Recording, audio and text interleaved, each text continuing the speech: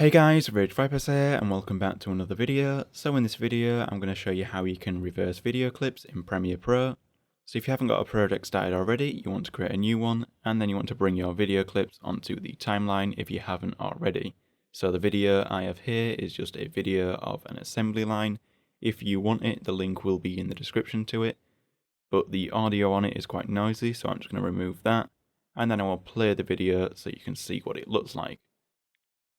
So that's what the video looks like. So to now reverse it, all we're going to do is we're going to right click on the clip in the timeline, and then we're going to come up to where it says speed/duration.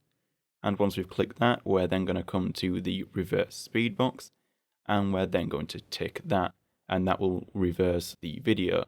So now if we click OK and we play it, as you can see, the video has now been reversed. So guys, that's as simple as it gets. If you like the video, don't forget to hit the like button. If you disliked it, hit the dislike button. Subscribe for more content like this, and I'll see you another time. Bye.